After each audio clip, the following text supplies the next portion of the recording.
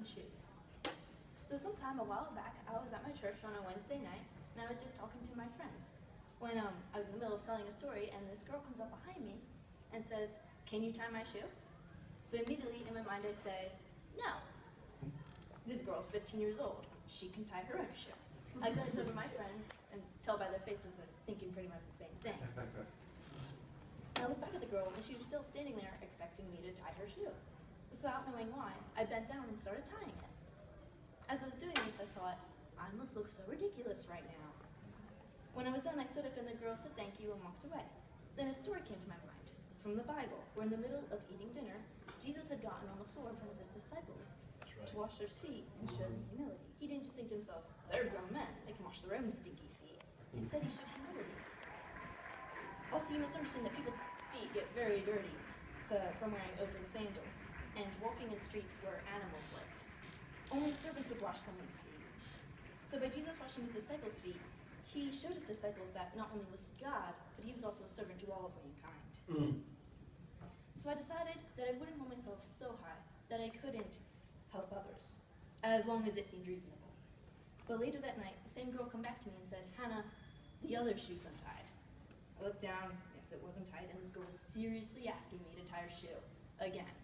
I thought to myself, is this reasonable? No, I shouldn't have to tie her shoe once, let alone twice. But I looked around, and none of my friends were watching, so I quickly knelt down and tied it. When I was done, the girl said, "Thank you. You see, I had surgery in my back, so I can't bend over properly to tie my own shoe. And if I were to trip on the shoelace, I could possibly break something, since I have pretty fragile bones." Then I realized there was a reason. She asked me to tie her shoe, and it wasn't to make me look ridiculous or embarrass me in front of my friends. When Jesus washed his disciples' feet, it must have looked stupid and meaningless, but it also had a reason.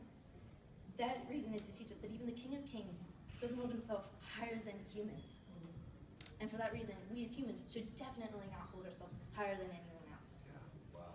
And it doesn't matter if you're richer than someone, or older, or smarter, or more popular than someone else. And it doesn't matter who's around watching you.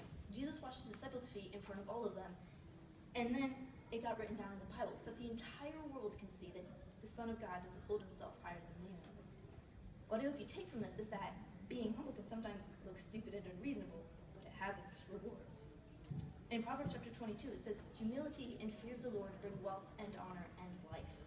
And in Matthew 23:12, it warns us about not humbling ourselves. It says, "Whoever exalts himself will be humbled, and whoever humbles himself will be exalted." But you know, Jesus' humility didn't end there. He was humiliated by coming down to earth in the first place.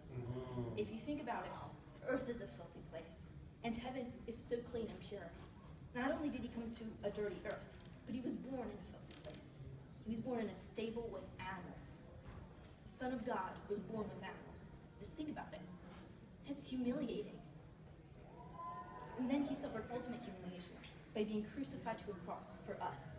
The Son of God died. So I urge you to try to follow Jesus' example and try to live a humble life. We'll close this in prayer. Lord Jesus, thank you for giving us a perfect example of how to be humble, even when it may look meaningless. Please help us to willingly be humble and to think about others rather than ourselves. Bless the rest of our time here. In your name.